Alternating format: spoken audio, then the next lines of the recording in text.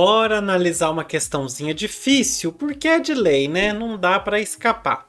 Hoje nós vamos analisar, corrigir e interpretar a questão 38 do Caderno Azul do Enem 2018. Na prova amarela é a questão 32, na prova branca 10, na prova rosa 15. Além de ser um texto assim meio pesado, é uma análise um pouquinho complexa, com alternativas que vão acabar confundindo a gente, mas com calma a gente chega lá, vai dar para entender tudo lindamente, maravilhosamente bem, ok? Chega na vibe. Vamos lá, se liga. Certa vez, minha mãe surrou-me com uma corda nodosa que me pintou as costas de manchas sangrentas. Moído, virando a cabeça com dificuldade, eu distinguia nas costelas grandes lanhos vermelhos. Deitaram-me, enrolaram-me em panos molhados com água de sal e houve uma discussão na família. Minha avó, que nos visitava, condenou o procedimento da filha e esta afligiu-se. Irritada, ferira-me à toa, sem querer. Não guardei ódio à minha mãe. O culpado era o nó. G. Ramos, infância. Quem que é esse G. Ramos, afinal de contas? Quem? Graciliano Ramos. É isso aí. Ai, esse texto é um pouquinho pesado, mas a gente vai conseguir entender isso com calma, né? Eu estou esquecendo de ler a nossa referência inteira, mas tudo bem. Graciliano Ramos, Infância, Rio de Janeiro, Record, 1998. Num texto narrativo, a sequência dos fatos contribui para a progressão temática. O que é a progressão temática que essa questão coloca para a gente aí no enunciado? Olha só, a progressão temática é a maneira como os tópicos, as ideias ou as informações são organizadas e desenvolvidas ao longo do texto. É o jeito como os pensamentos são apresentados e conectados para construir o fluxo da escrita, para ter, né, um flow na escrita. A progressão temática envolve a transição entre as diferentes partes do texto, e essa transição é suave para você conseguir compreender o texto, para ter coerência a esse texto. Então, isso aí é muito importante para um texto ficar claro e bem organizado, para fazer as informações serem apresentadas de maneira lógica e sequencial. Beleza? Então, isso é a progressão temática do texto, é a forma como as coisas estão encadeadas no texto. Então, no texto narrativo, a sequência dos fatos contribui para a progressão temática. E aqui a gente está falando de sequência dos fatos, que é uma outra coisa muito importante também para a gente conseguir entender bem essa questão. O que isso indica para a gente? Sequência indica que existe uma linha, porque se a gente fala de sequência, né, é uma coisa atrás da outra, então existe uma linha. Okay? Existe uma ordem para alguma coisa acontecer. Se a gente está falando de uma narração, de um texto narrativo, essa sequência vai ser o tempo em que as coisas vão acontecendo. Primeiro uma coisa, depois outra, é uma linha do tempo. Isso é a sequência dos fatos. Ok? E aí eu te pergunto, mas daqui a pouco eu pergunto para você isso aí. A gente vai entrar primeiro nas alternativas. No fragmento, nesse pedacinho de trecho do Graciliano Ramos, esse processo, o processo de progressão temática, essa sequência, é indicada por quê? O que indica essa sequência que faz a progressão temática? Beleza? Então, para a gente entender isso, a gente precisa pensar primeiro que sequência vai depender de tempo, como eu falei para você, da linha do tempo. E só tem duas coisas no texto que marcam tempo, que são os verbos e os advérbios. Então a gente precisa focar em quê? Em verbos e advérbios. Beleza? A letra A, então, diz pra gente o seguinte: é a alternância das pessoas do discurso que determina o foco narrativo. Não. Por quê? Porque o texto todo está em primeira pessoa. Você não tem uma mudança na pessoa do texto. O texto todo é narrado em primeira pessoa. O narrador aí é o protagonista do trecho, ele está narrando a sua própria história. Tanto que tá, minha avó, não guardei em primeira pessoa, ferira-me, eu distinguia. Então tá tudo em primeira pessoa, não tem alternância das pessoas do discurso, beleza? Letra A tá incorreta. Letra B. Utilização de formas verbais que marcam tempos narrativos variados. Ó, aí já ficou legal pra gente, porque aí tá falando o quê? De verbo, e verbo marca tempo. E sim, a gente tem utilização de formas verbais que vão marcar tempos narrativos variados. E eu vou mostrar isso para você. Primeiro eu vou marcar para você aqui os verbos. Olha só. Nós temos surrou, que está no pretérito perfeito. É uma ação que já acabou, né? Nós temos o pintou, também está no pretérito perfeito. Nós temos o distinguia, que é pretérito imperfeito. Nós temos o deitaram, que é pretérito perfeito também. Nós temos enrolaram, que é pretérito perfeito também. Nós temos o houve, que também é perfeito. Nós temos o visitava, que é imperfeito. O condenou é perfeito. Nós temos o afligiu, que também é perfeito. Nós temos o ferira. Esse ferira é pretérito mais que perfeito. E nós temos o guardei, que é pretérito perfeito também. Isso aí significa o quê? Nós temos duas linhas do tempo. O pretérito perfeito, ele constrói uma linha do tempo aqui, ó.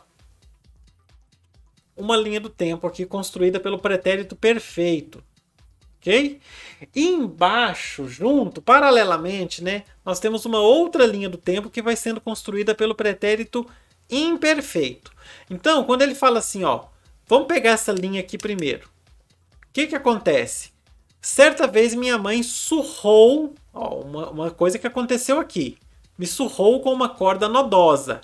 Depois que ela surrou, é outro fato, ó, na sequência. Essa corda pintou as costas de manchas sangrentas.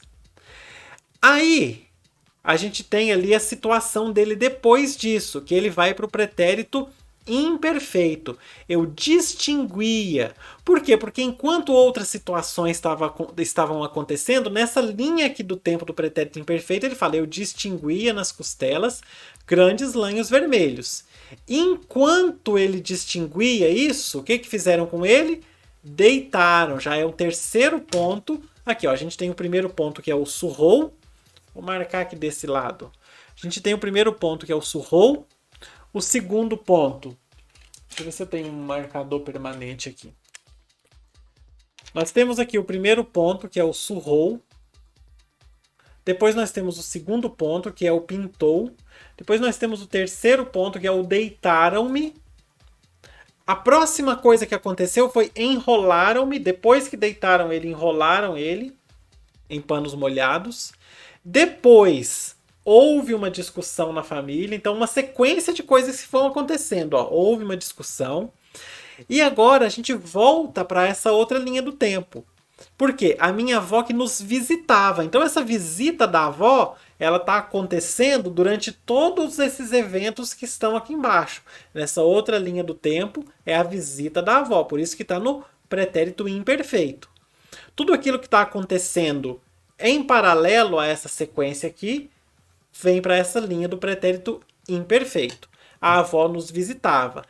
Ela estava lá depois disso tudo, durante a discussão, essa avó que visitava, que estava durante todo aquele momento, condenou, que foi o próximo evento, o procedimento da filha. Depois que ela condenou a filha, afligiu-se. Está aqui o próximo evento, então. Então nós temos a sequência de eventos. Irritada, ferir-me à toa, sem querer. Então, esse ferir-me sem querer, como ele está no mais que perfeito, ele é um fato que aconteceu antes dos outros todos. O mais que perfeito, ele sempre vai jogar o fato lá para trás. Então, o ferir-me, ele vem aqui para o começo, nesse surrou-me. é uma reconsideração sobre esse primeiro fato que foi o surrou. Nesse surrou, ela fez sem querer. Então o pretérito mais que perfeito, quando ele bota o ferira, ele joga lá para trás.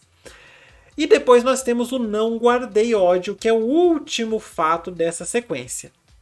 Então você percebe o quê? Que os verbos vão criando essa sequência, que vão fazendo o texto caminhar, e lá no final a gente tem uma reviravolta. Depois dessa penúltima ação aqui, a gente tem uma reviravolta que é o mais que perfeito, que é o ferir-me à toa. Tudo isso que aconteceu, toda essa sequência aqui, foi à toa.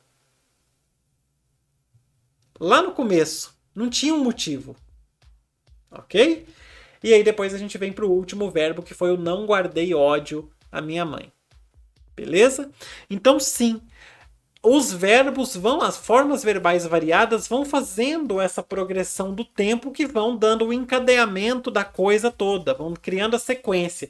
E quando você precisa trazer um fato que aconteceu antes de tudo isso, você joga o pretérito mais que perfeito, que aí ele busca isso tudo para o passado. Ok? Então a letra B está correta. Muito bem. Letra C. Indeterminação dos sujeitos de ações que caracterizam os eventos narrados. Semanticamente não tem indeterminação. Mesmo quando a gente tem sujeito indeterminado, que é em deixaram ou enrolaram, esses dois aqui, que são os dois verbos que têm sujeito indeterminado, é porque assim, do ponto de vista da estrutura, a gente tem aí os sujeitos indeterminados. O deitaram é um sujeito indeterminado, o enrolaram é um sujeito indeterminado, porque não está especificado quem foi. Ok? Só que, do ponto de vista de significado, a gente sabe que quem deitou e enrolou o nosso protagonista aí foram os familiares. Então, por mais que a gente tenha na estrutura sujeitos indeterminados, na semântica, no significado, a gente sabe quem são esses sujeitos através do contexto todo, beleza? Então nós não temos indeterminação dos sujeitos, porque o contexto dá pra gente quem são esses sujeitos indeterminados no momento em que a gente tem sujeito indeterminado. Letra C está incorreta. Letra D. Justaposição de frases que relacionam semanticamente, que relacionam através dos significados, os acontecimentos narrados. Isso aí só não é suficiente para marcar sequência. Por quê? Porque a gente não tem marcas de tempo nisso. A gente só conseguiria marcar uma sequência por justaposição de frases se os eventos fossem acontecendo de forma linear. Por exemplo, eu vou construir aqui uma sequência sem verbos. Só para a gente poder ter uma ideia disso, de como que isso precisa ser linear. Se a gente colocar qualquer outra coisa no meio, quebra todo o sentido da coisa. Eu posso falar assim: cama, despertador, café da manhã, banho, ônibus, trabalho, almoço, trabalho, ônibus, casa, janta, banho, cama. Você consegue perceber que é o dia de uma pessoa? Por quê? Porque eu fui pegando as coisas na sequência. Certo? Mas se eu falo assim, cama, despertador, café da manhã, trabalho, janta, almoço.